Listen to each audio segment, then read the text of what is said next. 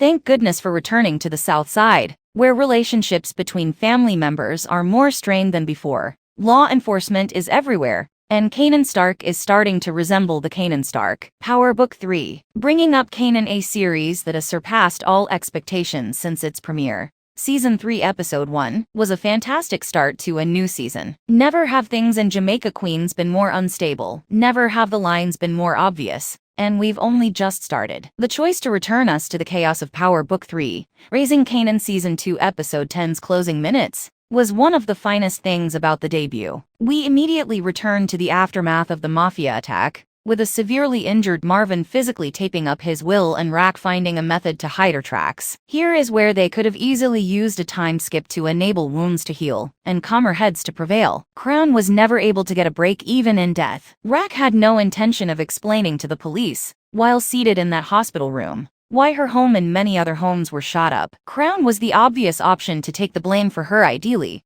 Someone who was unable to deny her accusations. Ever since we've met Rack, she's consistently outperformed everyone. She is able to anticipate movements made by others before they are ever made, since she can see the different pieces on the board. Is that not the pattern for all the masterminds of power? Despite not being surprising, this incident and its aftermath seemed to set her on fire. This ambush was the last straw for her, as it might have cost her everything in a matter of seconds. However, how feasible is it to expect to leave something you've devoted almost your whole life to creating? Though it's difficult to see Raquel Thomas ever walking away from the company, it would be one thing if I truly believed that. And who knows if she'll even be able to go that easily. Will the situation with Marchetti and the Mafia change? Rack made this choice on her own, and I appreciate that not everyone agreed with her choice, since it wasn't appropriate. Lulu made an attempt to leave, but Rack ridiculed him, while also saying he couldn't. Though Kanan seems to be following in Lulu's footsteps, you can't blame them both for feeling that way. Lulu may be the leader of the Rack Hates Club. Lulu has experienced terrible circumstances and has been placed in danger,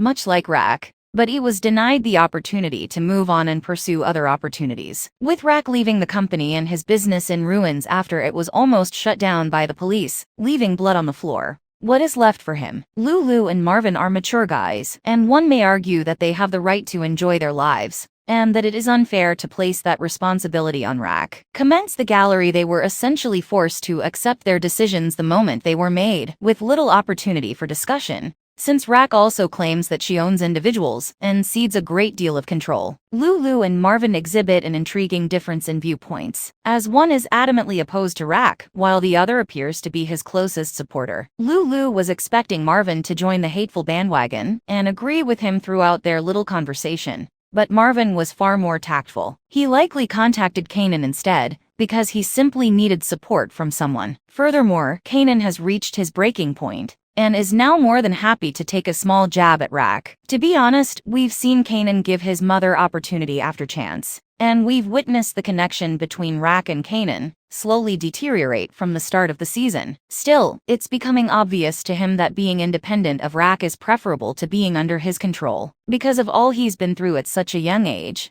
it might be easy to forget that Kanan is a child, but he's still an adolescent. I thought it was amusing that Marvin was staring at Kanan, as if he was insane for talking back to his mother, but that's where Kanan is right now. Not that you can really blame him, he just can't see things from Rack's point of view. He's been put in terrible positions by her, and many would find her lies intolerable. But in the end, he's still a youngster, so it's difficult to predict what direction he will take going ahead, while taking Famous along for the trip. This season, it will be interesting to see Kanan's progress in the cannabis game, since that appears to be the direction he wants to go. Rack used to promise him the keys to the kingdom, but it seems like he would much sooner start over than accept whatever she has to offer. Is there any possibility these two can come to an agreement? Adult Kanan Stark is known to harbor resentment and struggle greatly with trust. Although it was always reasonable to believe that Ghost and Tasha's actions caused him to harbor resentment, it has now become evident that his lack of empathy and trust dates back far further than their betrayal. Raising Kanan's accurate analysis of Kanan Stark is arguably its most noteworthy aspect. A young man gradually developing into a callous megavillain is being shown,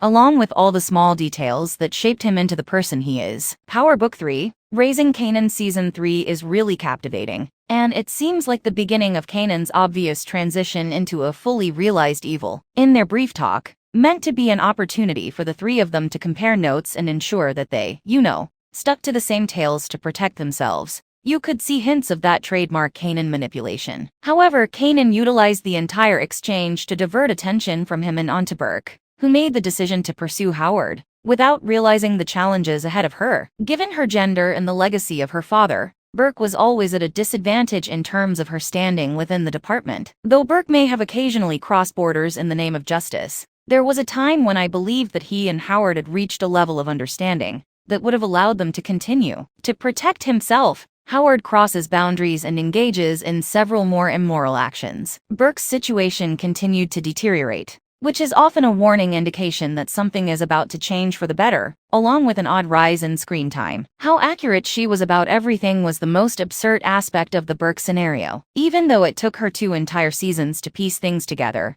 If only she could have convinced one person to view her as a reasonable person, rather than an overly emotional lady on the verge of collapse. I don't understand Burke's decision to meet with Howard alone, even if she wasn't a fool. She arrived equipped with a firearm and a recording device. But did she really believe that Howard, who had done an excellent job of hiding his tracks, wouldn't show up prepared to defend himself? It's power, murders, suspense, and truly shocking things will always occur. But Burke's passing was more than just shocking. That was an announcement. When it comes to defending Rack and Kanan, as well as himself, Howard isn't messing around. That's a rather intriguing change of events at this point in the narrative, especially given where the story began. An additional intriguing twist. In an instance, Rack and Unique's relationship went from being adversaries to a romantic one. Look, it's not surprising that Rack and Unique gave in to their chemistry at last. It's always been there. But over an extended period, I failed to see it. I'm okay for them having a little fun,